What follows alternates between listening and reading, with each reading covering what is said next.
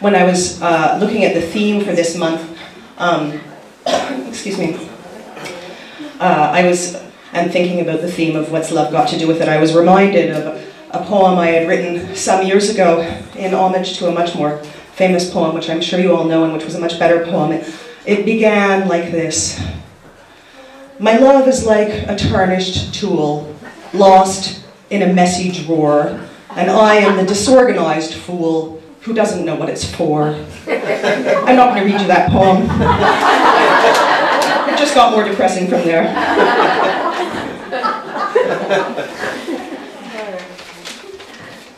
But as it's nearly Valentine's Day, I'll read you a poem I wrote a couple of years ago after trying and failing to find anything remotely romantic in the card store.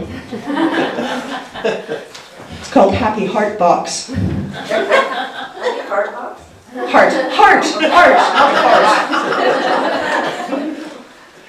Happy Biscuit Box. I heart you so many conglomerate cardboard wishes.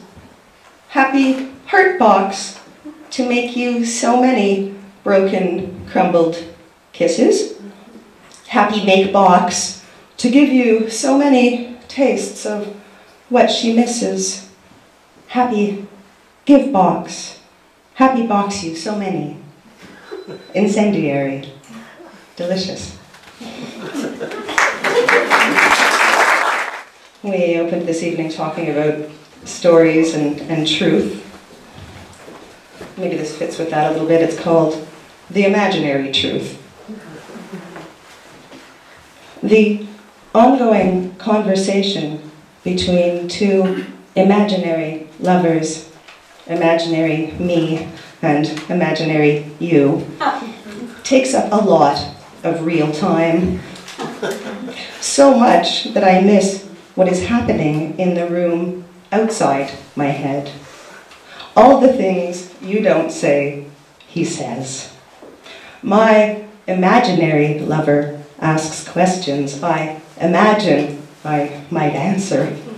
When the real you and the real me are together, I worry these imaginary words will find their way out of my real mouth. I'm afraid of what the real you might say. So I go back to the ongoing conversation taking place in my head, one that can be endlessly revised. Instead of talking carefully to the real you, I am silent on the long drive. My imaginary lover says he loves me. I imagine it's true. Elemental. A shell inside a rock. A shell inside a rock. A shell inside a rock. About the size of the center of a rose. A perfect spiral of gleaming white, enclosed by the black stillness of earth. The whispery echo of the ocean in the shell, surrounded by the silence of the stone, a conglomerate forged beneath the sea, an ancient cohesion, an endless embrace. And this last one is from a long series of poems retelling to my own various satisfaction the story of the Little Mermaid. It's called Swimming. She holds him gently by the hair and swims with one hand, his ponytail wrapped around her wrist. Air explodes upwards in silvery bubbles, escaping indigo trouser legs, worn woolen socks. His shoes floated away when he hit the water. They were lost in the debris, lost to scavengers by now.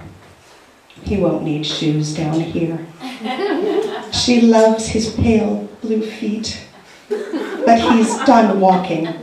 She's teaching him to swim, As soon as he wakes up, she will begin.